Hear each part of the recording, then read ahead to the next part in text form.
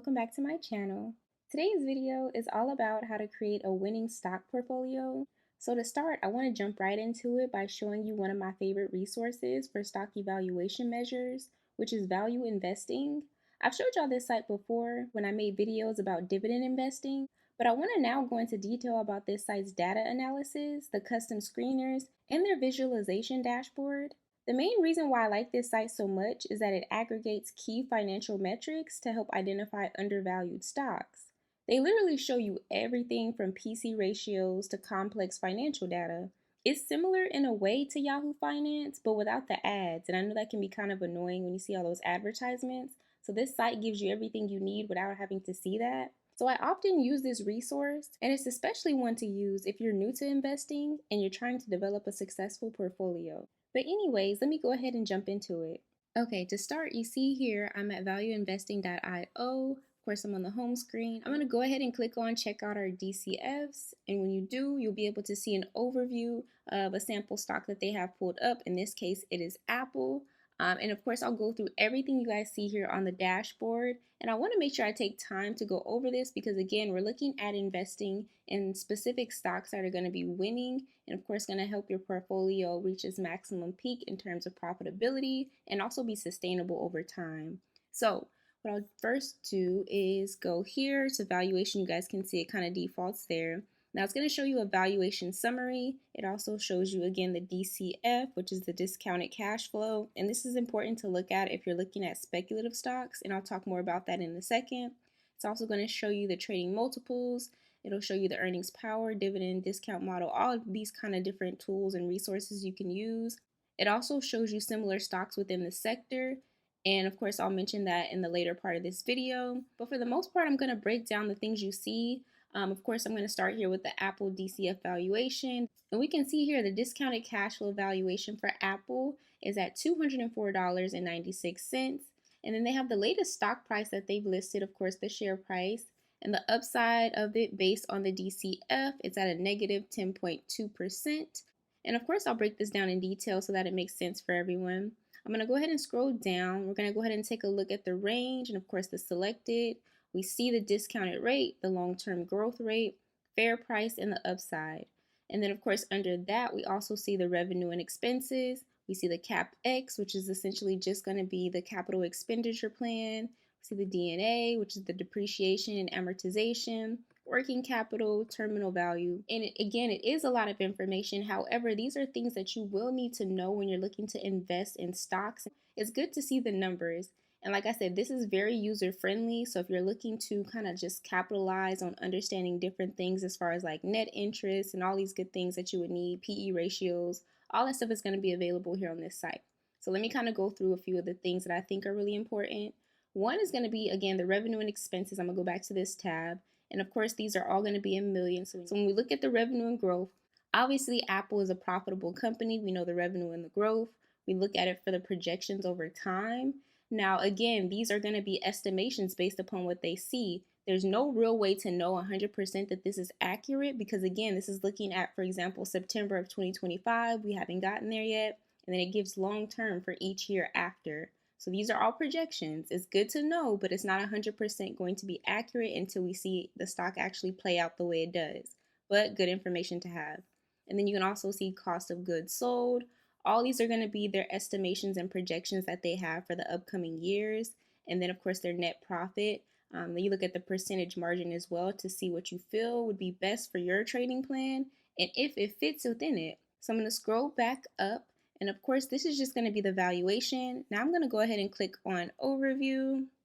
And we'll see here, there's a quick look. You guys can see the 1 day, 6 month, 1 year, 5 year, and this is going to be the return. So when we look at this, it's also going to show us the market cap, the beta, outstanding shares, the EV, like I said, the PE ratio, ROA, ROE. All these good things are important to note, especially when you're looking to trade long term and you're investing in stocks that are going to be either profitable or unprofitable. They also give you a detailed description about the company, and they also give us the key ratios, and you can kind of just slide this over to the left to the right to see what it's been over the past 5 years. Scrolling down, you're also going to see the dividends. If they have a current dividend yield, you'll see that here. And you can pretty much mark it for what you would want in terms of like pausing to maybe take note on specific stock levels and specific numbers that you would need. They give you information from the latest news, and of course, they even tell you the source, which is Yahoo Finance for the most part. We can see that here. Scrolling down, you're going to see financial positions. So you're going to see short term versus long term. And this is going to show you assets versus liabilities. And then it also shows you the debt to equity. Within this, you're going to see the equity book value versus their debt book value. So again, slide it over to the left to the right so you can see essentially how the numbers are moving. And then I'm going to scroll back up. Now we're going to go ahead and take a look at financials, which is probably my favorite tab because it gives you specific information that you would need. And you can look at it from a perspective of a chart. You can see it here for these different assets, the cash in equivalents, long term, short term. Or if you don't want to see it on a chart, you can also look at it on a table, which is my preference most times. I want to be able to see the numbers just written out. This is again going to show you some of the cash equivalents, short term investments, inventory, all these good things you would need for assets. And then, of course, it goes into the liabilities as well. We can't ignore that. From there, you can also look at their total liabilities. You can also look at their treasury stock, the common equity, minority interest. All these good things are going to be important. From here, you can take a look at, if you wanted to see the balance sheet, you can go ahead and look at income statement if you feel necessary. Also, you can look at their cash flow statement as well. Just go ahead and take your time with this. Y'all, I will say this stuff is boring. I know it's not the most fun and entertaining thing in the world to do, but it is worth it in the long run if you're able to see a stock and how it performs. Again, especially for stocks that you're like looking at to determine if you want to invest in them over the long term. If you're like deciding between, hey, is this going to be a growth stock? Is it going to be speculative? Is it going to be something worth my money at all? Always look at the numbers. And then you can look at it from the perspective of annual, quarterly, or TTM, and then latest to oldest, oldest to latest, and then the 5 periods. You can change it to 10, or you can select all periods as well. So that's going to be the financial tab. The forecast tab, you're going to see the forecast and price target. So for the Apple stock price forecast, they tell us the average in the next 12 months. They're projecting it to reach 245, and this price is going to correspond with the upside of a 7.58%. Now, the range for the stock is going to be 185 to 315 based on the ratings of 54 analysts. And again, we don't know that this is 100% going to be accurate because, again, it's a speculation. That's just what they're projecting.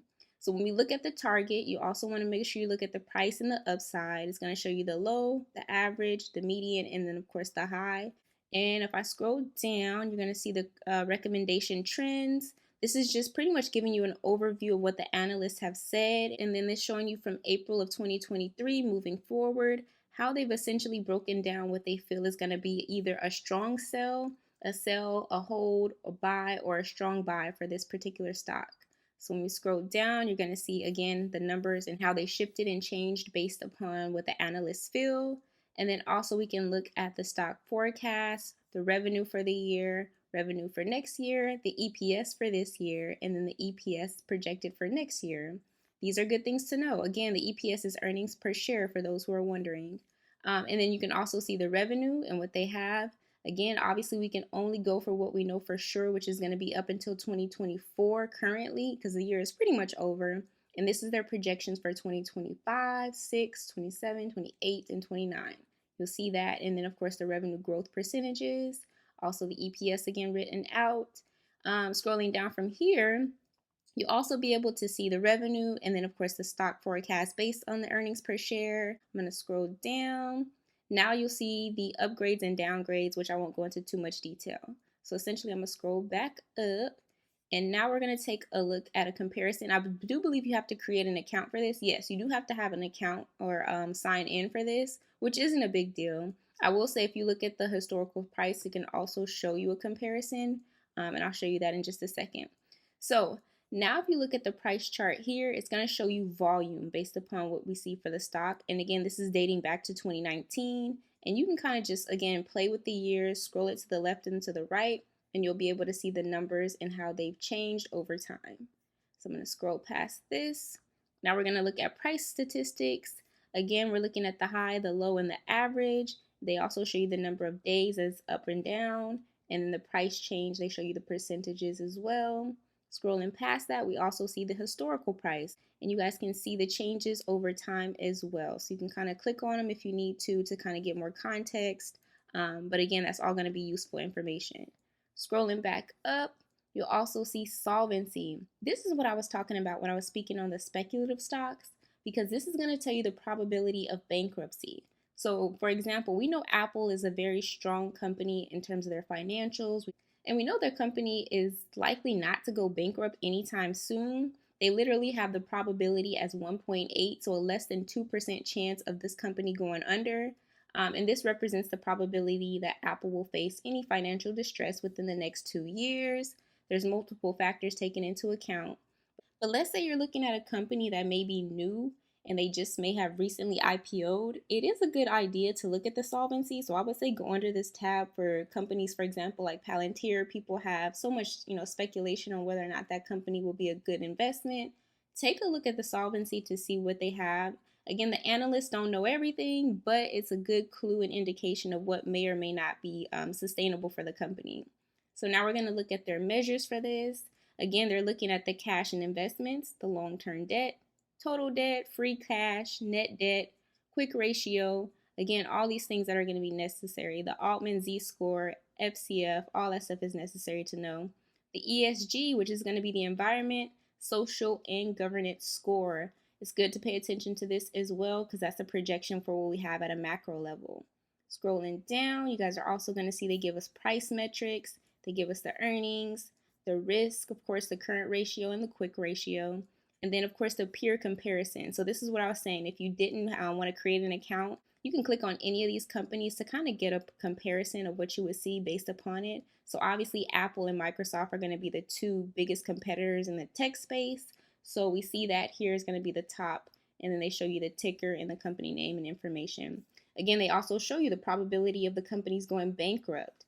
That's important to know. So just keep that information in mind. So I'm going to scroll back up, and now we'll take a look at dividends. And I've showed you guys this before in a previous video. They also break down, of course, the quarterly Apple dividend is a quarter, pretty much 25 cents. And the annual dividend yield is going to be 45 cents. And then from here, we also see the Apple dividend data. It, of course, shows the last dividend payment date, the payment amount per share, the dividend yield, payout ratio, and of course the CAGR, and of course the PE ratio once again. So scrolling down, you'll be able to see Apple's dividend history with the declaration date, payment date, and of course the amount that they've paid out. So that's good information. I'll go over to transactions. And with this is going to be congressional transactions. Now, I won't go too deep into this because, again, do your research. A lot of this stuff is going to be information that you can either take or leave. It's totally up to you on what you feel is necessary to know. But this is going to give you the congressional transactions. I'll let y'all do with this information what you feel necessary. And then the last tab is going to be people. This is going to show you the ownership for the investors. So, for example, the Vanguard Group, they have 1.3 billion shares of Apple. And then just going down the list, you can see, for example, JP Morgan, they own 117 million shares of Apple, so on and so forth. So that's just good information. So yeah, that's pretty much the gist of this. And then if you wanted to obviously look up another stock, just go into the search bar, type in the ticker symbol or the name of the company, and you can also look up their information as well. Again, this is a free resource that you can use. It's very, very simplistic once you kind of just look at the data and review the information. And again, this isn't sponsored. It's just me actually liking this website and this resource. So I wanted to share it with y'all. But yeah, just let me know what y'all think about that. Now we're going to go ahead and move on. I'm going to jump into the stock sectors. So let's go ahead and jump into that now. Okay, so now I want to provide an overview of the sectors as mentioned. First thing to note is that the stock market is divided into 11 sectors, each representing a group of companies with similar business activities. So for example, from technology to energy and real estate. Building a winning portfolio starts with understanding these sectors, as each performs differently depending on economic conditions, as we know. And a balanced portfolio leverages the strengths of multiple sectors, which helps reduce the risk while maximizing growth opportunities. So, learning how these sectors respond to trends like inflation, interest rates, and consumer demand is key to identifying the right investment opportunities. And then also by diversifying across sectors, Investors pretty much position themselves for consistent long-term profitability regardless of market cycles. Now we see with this chart here on the screen, everything is balanced 100% equally. Now, is this realistic to have a perfectly balanced portfolio? In most cases, no, because once you learn the type of investor that you are, you'll likely change your profit measures and your interests as it relates to what's desired for your outcome. So you may lean more towards investing in certain sectors over others more frequently, and that brings up the importance of diversification as a key to managing investment risk. And spreading your investments across multiple sectors, it helps reduce the impact of a downturn in any one area of the market. Now, because concentrating too heavily in a single sector can expose your portfolio to unnecessary risks, you want to look at stock screeners to assist in researching those individual sectors. Now, while the ETF and mutual fund screeners, they can also offer insight into the funds for specializing in those specific areas. So all in all, it's just important to weigh the sector diversification as one piece of your overall investment strategy, and you can consider the current market conditions as well. Okay, so now I want to give a breakdown of the sector evaluation. That way you guys can have it for reference. First, I want to start with the communication services, and these are going to be companies offering communication and entertainment. So we're going to see companies like, for example, Alphabet, which is Google, of course, Meta, Netflix, and Disney. And then the second sector is going to be consumer discretionary. These are going to be businesses focused on non-essential goods and services. It could be anything from retail or entertainment or travel, and they're heavily influenced by consumer spending. So good examples of this are going to be like Amazon or Tesla. And then the third sector is going to be consumer staples. And these are companies selling everyday essentials such as food and beverages. Typically, they're resilient during economic fluctuations. So companies like Procter and Gamble, Target, Costco, all these are going to be good under this sector for consumer staples. Fourth is going to be energy. Companies that are typically engaged in producing and refining those energy sources can be oil or gas or anything that is renewable. So for example, ExxonMobil or Chevron. And next up, we have the financial sector. This is going to be businesses encompassing banking, insurance, any type of asset management or other financial services. So of course, Chase, Berkshire Hathaway, Wells Fargo, BOA, all these companies are going to fall under that sector for finance. Next up is going to be healthcare, and these of course are going to be companies involved in pharmaceuticals and of course the services. So for example, Johnson & Johnson, Pfizer, and then the seventh is going to be industrials. These are businesses focused on manufacturing and industrial services. So it can include anything from aerospace to machinery to transportation. So for example, UPS, Lockheed Martin, Union Pacific, Boeing, any of these companies are going to fall under this sector. And then number 8 on the list is going to be IT. So companies, of course, specializing in software and hardware for IT services. So companies like Apple, Microsoft, and NVIDIA would fall under this category. And then number 9 on the list is going to be materials. And these are going to be companies like Dow Inc. and Newmont Corporation. Number 10 on the list is going to be real estate. So of course, this can be anything for real estate investment trusts, which is those REITs. And these are firms engaged in property development and management. So for example, Realty Income, American Tower Corporation, so on and so forth, Simon Group, all those companies are going to fall under real estate. And then utilities is the last sector, anything from water and natural gas and electricity. So for example, Duke Energy or Next Era Energy are going to be companies to fall under this category. Okay, so next up, I want to discuss the winning formula to developing a quality stock portfolio. Now, of course, there are main factors to evaluate, and the first being factor-based investing. And this is the focus on key performance drivers like momentum, quality, or low volatility by leveraging advanced screening tools. And this method helps uncover high potential stocks that traditional metrics might miss.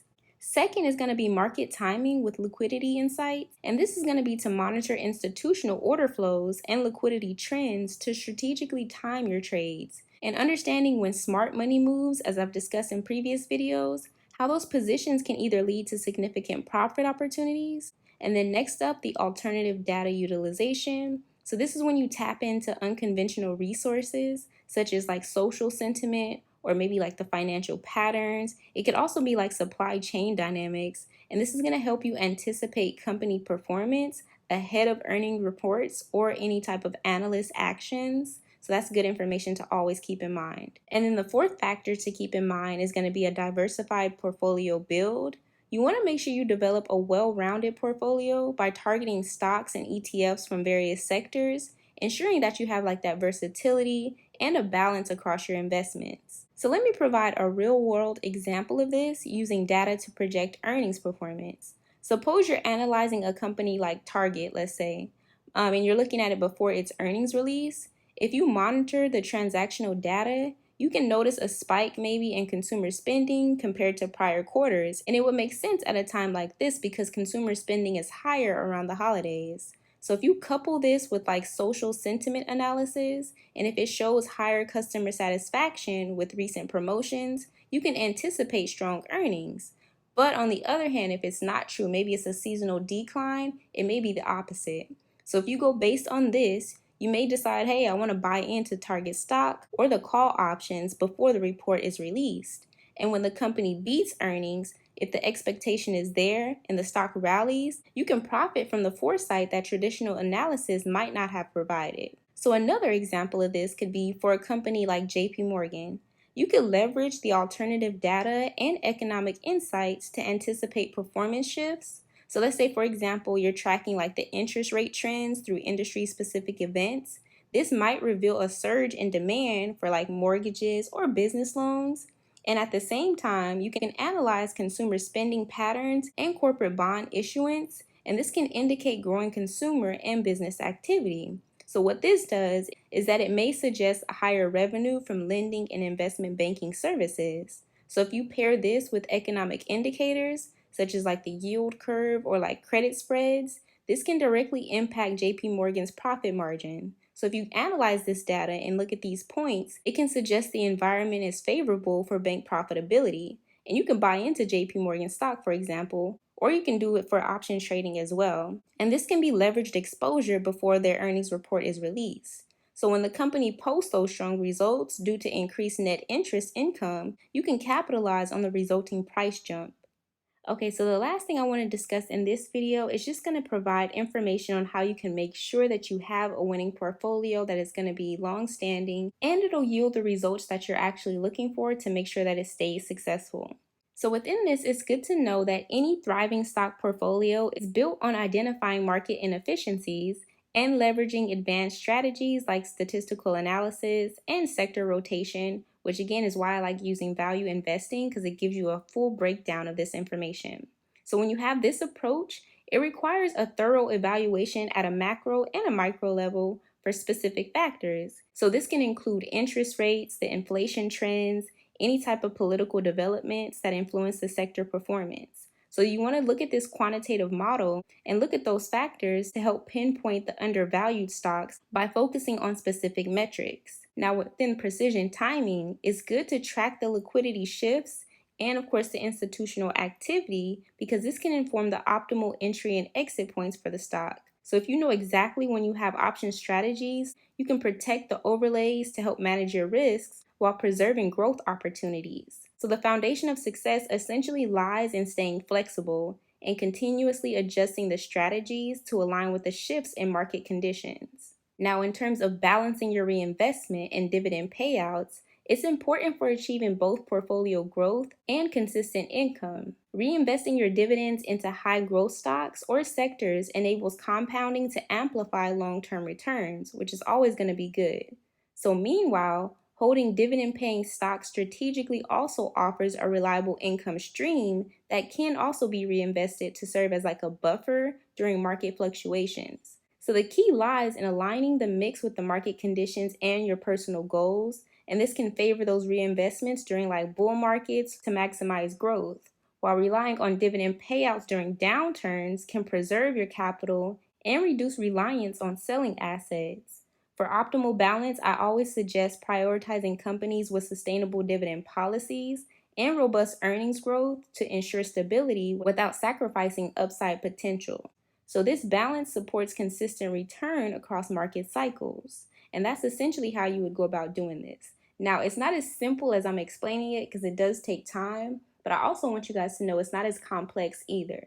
So it's one of those things where you just have to really hone in on the numbers, Make sure that you're choosing stocks that are going to be from quality companies, and don't just invest in what people are saying is going to be the best choice for you. Kind of do your own research. It will take time again, but it's worth it in the end. So with that, that'll pretty much do it for this video. Y'all feel free to let me know your thoughts in the comments below. As always, I thank y'all so much for watching, and I'll see y'all in my next one.